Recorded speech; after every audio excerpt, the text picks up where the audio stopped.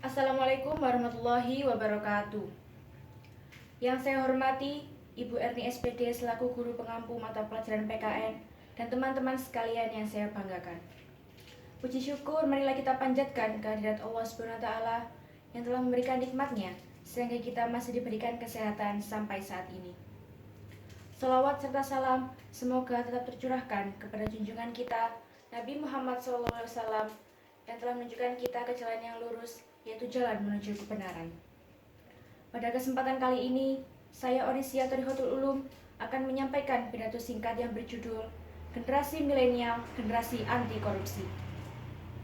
Hadirin sekalian, coba kita bayangkan betapa ironisnya negara kita Indonesia yang merupakan negara berdasarkan Pancasila justru menjadi salah satu negara dengan tingkat korupsi tertinggi di dunia.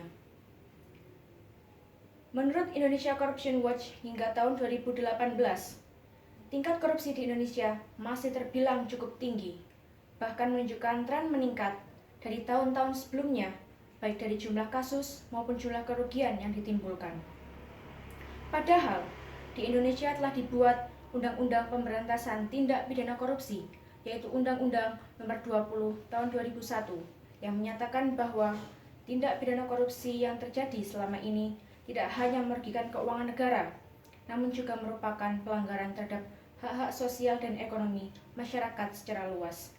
Sehingga kasus korupsi perlu digolongkan sebagai kejahatan yang pemberantasannya harus dilakukan secara luar biasa. Pada tahun 2045 mendatang, tepat 100 hari bangsa ini merayakan kemerdekaannya. Kita sebagai generasi milenial lah yang akan menentukan wajah Indonesia. Apakah kita akan membuat Indonesia menjadi bangsa yang besar atau justru membuat Indonesia menjadi bangsa yang gagal?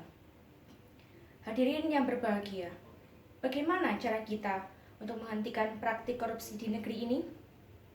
Yang pertama, korupsi harus diberantas dengan cara menanamkan iman dan ketakwaan kepada Tuhan Yang Maha Esa. Yang kedua, korupsi diberantas dengan cara menciptakan sumber daya manusia yang bermoral dan bermartabat.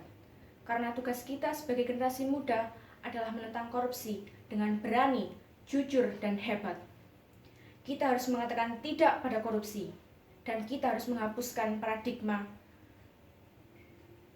maju tak gentar membela yang bayar. Dan yang terakhir adalah tidak memberikan gerasi atau pengurangan hukuman terhadap terpidana kasus korupsi. Karena hal tersebut dapat melemahkan semangat pemberantasan korupsi. Apalagi jika korupsi yang dilakukan tidak hanya berdampak pada aspek sosial dan ekonomi, namun juga berdampak terhadap lingkungan. Hadirin yang saya banggakan, demikian yang dapat saya sampaikan. Kurang lebihnya mohon maaf dan terima kasih atas perhatiannya. Wassalamualaikum warahmatullahi wabarakatuh.